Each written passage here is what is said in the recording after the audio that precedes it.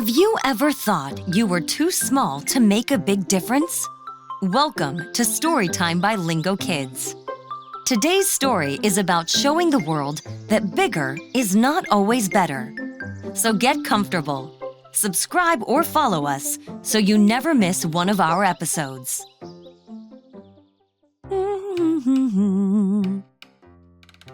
Fran was a cheerful farmer known for her splendid lettuce. Some were big and leafy, some were thick and crisp, while others were delicate and buttery soft. Fran planted lettuce every week. That way, she always had a small crop ready to take to town, where bakers, butchers, and farmers met to swap their goods. It was a neighborly way to give and take. One morning, Fran went to her garden to pick lettuce heads, and she was shocked. Leaping lettuce! Almost half of the lettuce had been eaten. Who would eat my lovely lettuce without asking?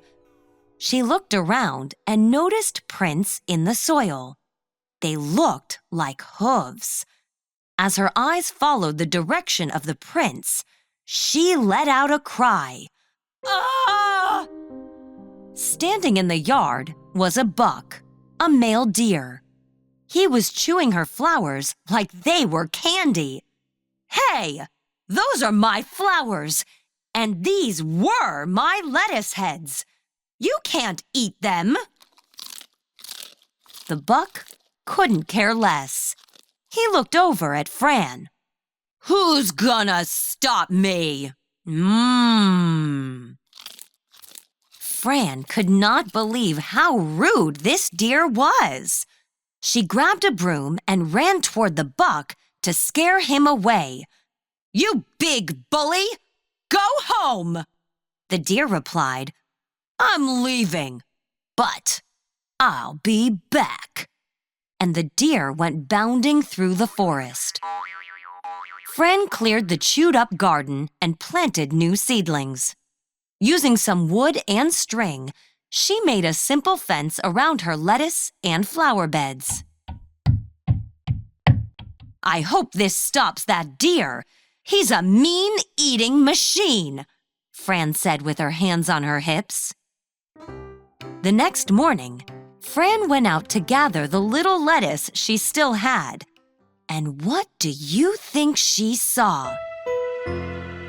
The bully buck was back. Yup, the deer had no problem leaping over the fence.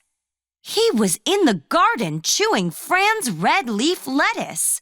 How dare you! The deer glanced over, finished chewing, and took a big swallow. I'm a big buck, and I have a big appetite. I'm done for now. And in a single jump, the deer leapt over the fence and dashed away. Fran exclaimed, I'll have nothing to trade. I'll run out of food.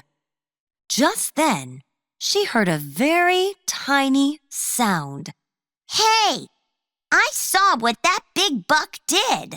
I can help. Fran looked down and saw a teeny, tiny ant. How on earth can you help?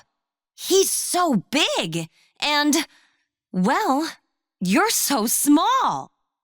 I'll see you tomorrow, said the ant.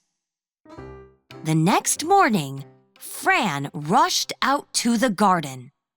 Just as she thought, the deer was there, eating the last of her lettuce. Fran was about to give up all hope when suddenly she heard the deer cry out.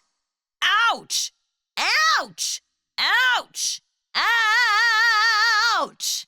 You see, the tiny ant had climbed onto the deer and was using her pincers to bite him with all of her might.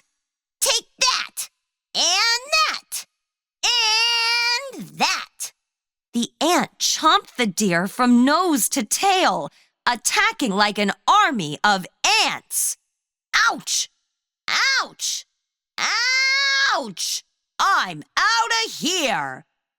The buck jumped the fence and bolted into the forest, but not before the ant had safely crawled onto a nearby leaf. Fran shouted out confidently, "Come back, and my army of ants will chew every inch of you." Fran turned to her new friend and said, "Thank you so much, friend. Great things really do come in small packages." The ant took a bow and said, "You won't be seeing him again." We hope you liked the story, Lingo Kids. What else is small but powerful? Think about it. Goodbye until next time.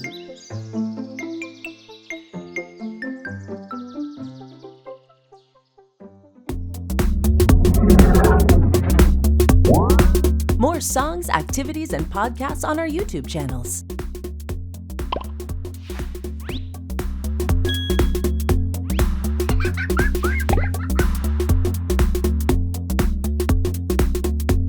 That was fun!